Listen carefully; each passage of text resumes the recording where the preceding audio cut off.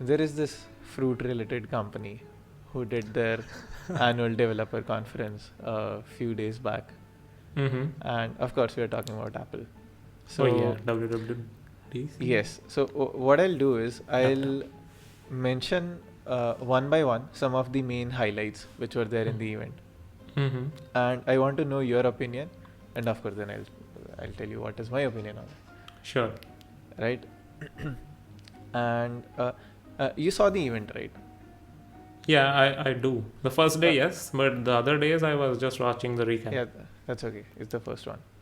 Uh, uh, if I ask you to rate it on a scale of 1 to 10 for excitement, what would you rate it? 9 out of 10. What? I was really excited. I was waiting for a slew of new devices to come. Yeah, But man, No, not before the event. After the Mhm. event. after the event, meh. Yeah, I would rate it I'm talking about after the 4.5. event. 4.5. How I excited guess. were you about the features after the event ended? I would still give it a 4.5 Yeah, I would stick to out of 10. out of 10. I would stick to 4 or 5. It was underwhelming to some extent. Oh yes. But okay, let's talk about things one by one. The first one was FaceTime. And the special thing is that FaceTime is more like Google Meet calls now. You can create a link and people can join it from anywhere, even Android phones and like Windows.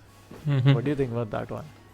Oh, I'm really excited. I mean, we got another competition to the world of Yeah. Zooms and Microsoft Teams. Mm-hmm. But I think it is kind of late. They should have released this feature last year. What are they waiting Yeah, for? and The COVID train was here, and we were all waiting for something good to come to our lives. I think honestly, they are late to the party. I don't remember talking to anyone who wanted this. To be honest. I really wanted the iMessaging feature. Yes, but yes, yes. yeah, no. iMessage on Android or say the web, definitely. But I don't remember anyone wanting FaceTime. And the weirdest thing was this: when they were showing it on the stage, the Android device, the picture that they put up on, it was like the shittiest Android device possible from 2000. I've seen in a while. This is the 8 or shittiest device something. that I've seen in a while. Like they must have searched some pictures to find that one. Uh-huh. Like it is not possible to come up in the direct search. It's a phone like that. Yeah, it was like such a bad looking device. But okay, cool. Next thing. They gotta sell iPhones and make people of the Apple bubble to live in that bubble. If you show a better device, why people would just start noticing and Yeah, I'm dude, sure what is if that you- device? If you put like You don't want that. Samsung Note 20 right besides it, Hmm. like the Note 20 was, in my opinion, one of the best looking Androids Oh of yeah, all time. no doubt about that. Even the S21 doesn't beat it for me. True. But yeah, they won't do that. I would say Note 20 Ultra, not Note 20. Yeah, of course the Ultra. Cool. Second one, and this is like a feature that I actually like. It is on-device Siri processing. What do you think about this one? Oh, I really liked And it. with this, we can also cover the privacy aspect of things. I really liked it. I mean, you will always be concerned regarding that whatever you are speaking, the Siri is speaking or the Google, Now, the Google is Assistant. Google Now and Siri and app. What else is Alexa? there? Samsung Bixby. I don't even remember the names. who uses That they Bixby? all are picking up our voices and sending it to some outside cloud storage and using it to really mine our identity. The I'm data. I'm always that kind of guy who's freaked out by all that stuff, and I would more than more than would have liked this feature to be introduced a lot before, but I'm really happy Apple did this. It will be Yeah. followed by others, and it is a good way. I mean, Yeah. this is So, good. A few years Thumbs back, they up. introduced this thing that the actual Siri voice was processed Hmm. on the device. Like it would just get the data from the internet, and it would be converted to spoken voice on device. That was a few years back. But it was bad. Back then, it was bad. Now Yeah. it is up to the par that Now it the could whole really. processing is on device. And you know the funny thing that they did on stage? Uh-huh. That guy asked, "Hey Siri, turn on airplane mode," just to show it off. That Mhm. Siri can work offline now as well because it's on device, Oh yeah, that was cool. right? So yeah, that is really cool, and that ties into the whole privacy aspect of Apple, which they appear to be very serious about apparently these years. Oh yeah, I'm buying into them. I'm Yeah. really impressed by the way Apple has uh, positioned themselves as the leader of the privacy ladder that we have right Yeah, now. pretty sure the leader. No one is Yeah. really topping them at this point. There was BlackBerry at some point, like long back. But somehow they missed their mark in the sense that they were not that feature Yeah, rich. They but were just focused on privacy. do you Now think Apple is doing the Apple? other way around. Hmm.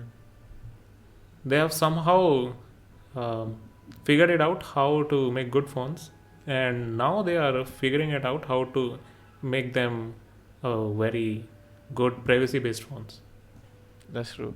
Okay, now let's talk about the most underwhelming thing, and this had huge expectations based on what I know. It is our dearest iPad OS. Don't you talk about that. I was just dreaming every day. Let Right? Apple please provide Final Cut Pro and Logic Pro for iPad, Yeah. and they didn't.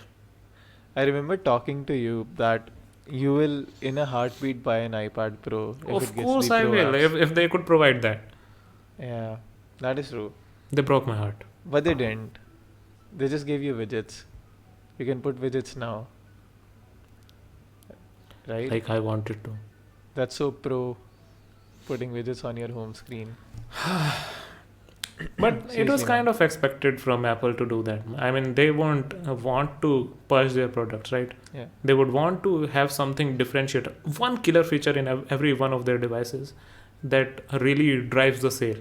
Like Yeah. for Mac Pro, or you can say MacBook Pro, Mm-hmm. Air, and everything, all those kind of products, they have Final Cut Pro and all Yeah. Logic Pro. For iPad, they have something. They have the full screen real estate to touch and do stuff, and there is Procreate. And in Yeah. general, for general work, they have iPhone. I And now mean, they they've have improved differentiated all the. this and kind of forcing you to buy all of those stuff.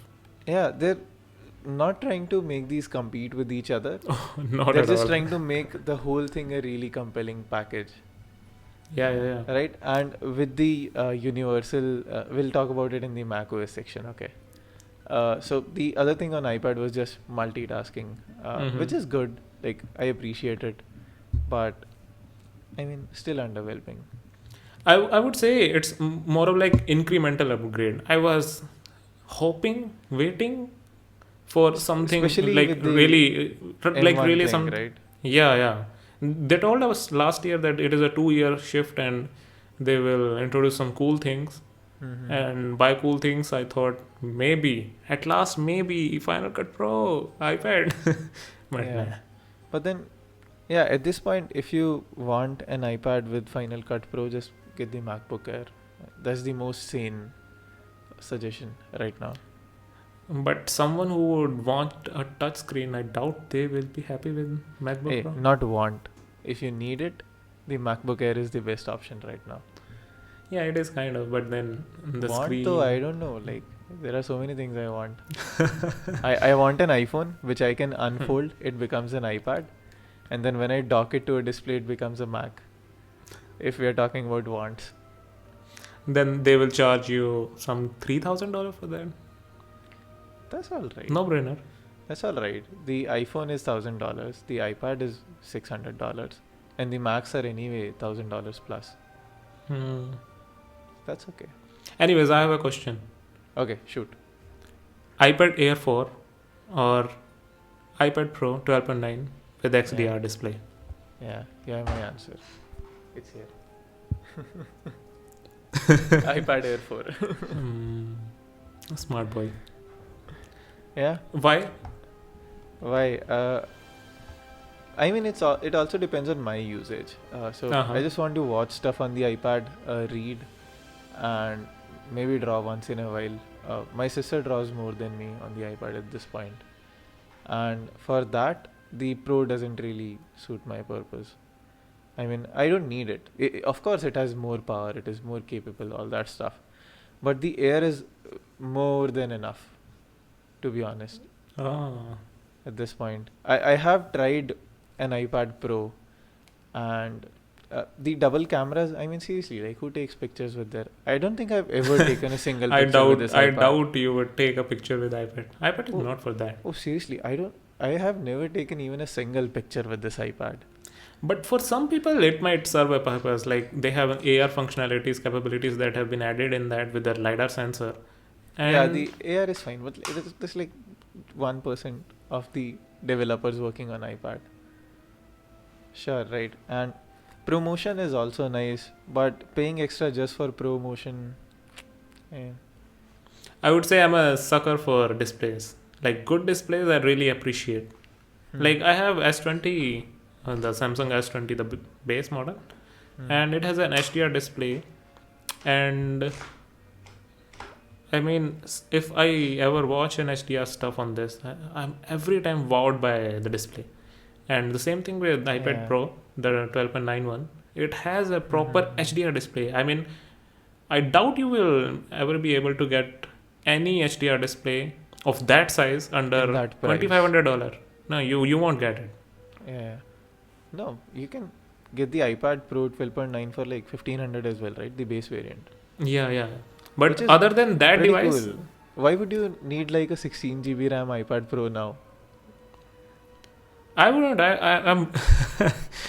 I would say the 256 variant, the 256 gig variant is the best one to With buy 8 GB if you RAM. have to buy with 8 GB RAM, because there is no purpose of extra RAM. But I would Apple, still say where is Final Cut Pro? for I really wanted it. 99.9% of people out there, the iPad Air is like the default iPad. I have one thing against iPad Air, as in because the 12.91 is M1 based, and seeing the history, seeing the kind of you can say software update that Apple provides, I think it will get software update for at least 7 to 8 years. Not which the is- same with iPad Air. Oh, I would disagree on that. Like the iPhone 6s is getting a 7th year software update. But I guess it's still M1. M1 series, the M series, they will How about really I get bet the updates. other way? Like the M1 is like the beta product, which they are just going to test out with, and the M2 or whatever is the future will be the real one, which will be stable and get real updates. M1 they'll just put it they like could do below the that. carpet and just hide it. That I is could so argue the other Apple. way. That is those so Apple kind of way. They've I done won't. it, right? I won't even be surprised if they do that. The first iPad, the first Apple Watch, the first things, they are not supported for really long. So you could argue the other way. But yeah, like we'll see. But for now, I would stick to my opinion. The iPad Air is the default one. I'm more of iPad Pro guy. I will explain one more thing. Huh. Like right now, there are not a lot of apps that could use the 8 gigs or the 16 gigs. But I think down the line, some programmers, some creators, like they have also introduced a programming language for it, no? What? You can make SwiftUI apps on iPad. Yeah, I think it. I think a lot of developers will take benefit of all this RAM real estate. It's still not Xcode. It's just. You have Xcode Cloud, you can use that. Can you? I think you can. I don't think so. I don't think you can. Might be wrong. Okay. But I think it's just still SwiftUI small apps which you can create on it. Not proper. Your Xcode projects won't work on the iPad. About the ProMotion display, I think it is a fancy thing, and what I found really good about it is that the latency of the pencil, I've used them both side by side. As I think I can tell the difference. I mean, the problem with the Note and the Galaxy Note, all those series of Samsung phones, was that the latency was high. The same is the case with the iPad Air 4. You can see that whenever you are trying, the writing on the Slate. Slate. It is a wee bit. There is a latency in that. If you are a serious pro artist, iPad Pro is the way. Yeah, iPad Pro is the way. I mean, sure. it feels so real to type on that stuff. Like really use the pencil. If you are a heavy user of pencil, I would say iPad Pro is the way. But then if you have an iPad, you got to have a pencil, and that is how I am driving the point that you should go for the iPad Pro. I don't know, man. I still don't agree. I happily disagree with that. It's just Yeah, overkill. yeah. Save your money, get the iPad Air, and get some accessories for it. Stuff like that. That's what I would say. If the money allows, I would still go for the iPad Pro. Or if the money allows, I don't know what I'll do. Yeah. Let's discuss the next topic. What is it? Last is Mac OS. I just have one thing to discuss. One is shortcuts, but all right, shortcuts, cool. We discussed it. Leave it. Shortcuts is basically Tasker Lite that we get to see in Android phones. Yeah, call it that. Sure. Tasker Pro, you could also say, because Tasker is not so good in UI and shortcut is. Yeah. The main thing I want to discuss is the universal remote control which they introduced. And that was the real feature that I enjoyed. I'm really impressed. 10 on 10 impressed with the kind of functionality that they have been able to achieve through this universal. I'm impressed as well. And the cool thing is the way they've done it. Like if you keep sliding your mouse towards the iPad, on the iPad you see this membrane and a cursor inside it. And if you drag it even more, then the cursor comes inside the iPad. These small little details that they've added. There's such a good UX design, right? Yeah, definitely. Also, in the future, I would like to have this functionality supported for an external display as well.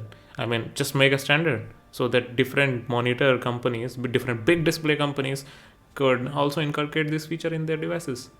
Don't you think so? Something like Apple Pro XDR display, you don't have to do anything. You're just hovering around in your iPad and then just go universal way and it is there. But you have to connect the display to one device, right? The iPad. I mean, let's just have the Pro XDR with the Mac Pro. Yeah, that you can do with universal control now. Oh, not the other way. You can come from the Mac to the iPad. You can't go from the iPad to the Mac. Oh, bummer. No, you can do that. I don't think you can do that. I might be wrong. But I hope you are wrong. If you have an iPad and you have a mouse on it, or you have the Magic keyboard for the iPad which has a trackpad, I don't think you can go from the iPad to the Mac. It's just Mac to iPad. But then is it I'm taking back my words. 10 on 10. It is not a 10 on 10 if that feature is not provided. Okay, might be wrong. I doubt it. I really doubt this thing. I mean, we have to research a lot more. But I think it should be there. Yeah, let's see. I don't have the beta installed yet.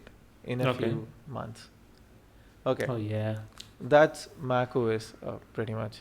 Yeah, that was the event. So I'll list my top 3 items from the event, my favorite items, and then you give your top 3 favorite items from the event. Okay. Right. So my top favorite thing from the item, the event, right? It was Craig Federighi's jump. The rolls, not just the jump, the rolls, the jump. Essentially, the way this WWDC event pans out, it is Craig's event, right? It's not Tim Cook's event. So the way he did the transitions, like an iPad would follow from the ceiling and he would just catch it and show the features, and then he would jump into that privacy wala area. True. And then remember that home thing when he was going from home, he was showing the home wale features. Oh yeah. And then he got into this car and was just like driving at full speed to the office. A really cool guy. That was such a good production value as well. Yeah, definitely. Like Craig Federighi's cool factor was the top thing which I liked from the event. Second was universal control on Mac. And third was the fact that iPhone 6s is getting iOS 15. Okay. I have kind of the same thing, but I will change the first one. So my favorite thing throughout the event was the way they have displayed the three things, the three pillar of the Apple world, the iPad, the MacBook Pro, and the iMac.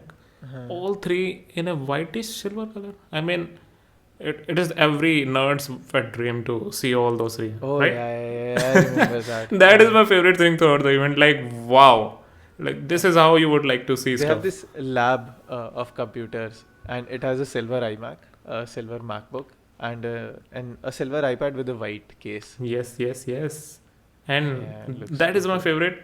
The second one I would say was the support for 6S, even 6S. I was not expecting this. I mean, expecting my it. OnePlus 2 is of the same year that the 6S was displayed, and let me tell you, it's useless right now. No one uses it, just packed somewhere, That's right, and it is useless. it doesn't get any update. I mean, it barely got the eighth version, the Oreo. Now I'm mad. My OnePlus 6 is from 2018, and it's not even getting Android 12. Damn. And Apple on the other side is just showing off at this point. And And I my bet, third point would also be the universal control. yeah, It's really good. it's just a shuffle list. But about the updates, I bet at one point they are going to hit a decade. Like one of their devices will get 10 years of software updates. That's going to happen at some point. That really put up the point that Hmm. is Apple the real king of value proposition if you also consider the year of update that you get with their phones and their laptops and everything. I'll tell you my opinion on it. Mhm. So normally value devices are seen as this, that you pay a small amount to be able to use the device and use all its features, and essentially when that device is broken or non-usable conditions, you again pay a small amount to get another value device. But for Apple, the entry fee is high, Oh, right? So true. initially when you're trying to enter the ecosystem, it's high, but over the time I think it definitely shows its value, because you can use an iPhone for like 5 to 6 years easily at this point. Not a problem at all. So buying two OnePlus phones, and OnePlus was known as the value proposition on Android, right? That's why I mentioned yeah. OnePlus. So two OnePlus versus one iPhone. I think one iPhone. If you really want the value, and you can pay the big amount up front. I would differ on one point. I would beg to differ on this. Like in the smartphone market, of course, the paying price is high, but in the Yeah. laptop market, the situation changes completely. Like with M1 chip, they have really blown away the market. Oh yeah, even the prices, right? Yeah, the price is right. It is perfect price to performance ratio. You won't get anything better than that on that. I don't price. think anything beats the MacBook Air at 90,000 in India. Yeah, it's something The like base that. MacBook Air. Yeah, and if you have a student discount, you can get it maybe for 80. So, yeah, And I don't really think- believe that in that segment they have just blown away everyone, and they are the value leaders, especially for the laptop market. And in iPad, it's a monopoly at this point. Like, is there any other tablet in the market? There isn't. Everything is useless. Maybe just maybe I have a hope that Samsung catches up with some good software, but I really doubt that. You Are they even need something trying? strong like Procreate to come up to the Android to really match up to the level of Yeah. monopoly that Apple has created. I honestly do not have hope from them at this point. But Samsung Um, makes gorgeous displays. Okay, then just a display is not enough to celebrate. Kind of. Right? Okay, you have this beautiful display, nothing works on it. Right, take this display, use it as a paperweight. Go ahead. Cool. So that's all the updates essentially from WWDC. As we said, little underwhelming event. But yeah, that's it, right? I won't say it was underwhelming. I mean, it was more of like we were expecting too much out of Apple, and Apple being Apple just gave us what they usually do. Yeah, they gave everything 2 years after when people were expecting it. That's what they do. Oh yeah. Okay, nice. That's a good analogy. Cool. That's it, man. Right? Sure. Cool.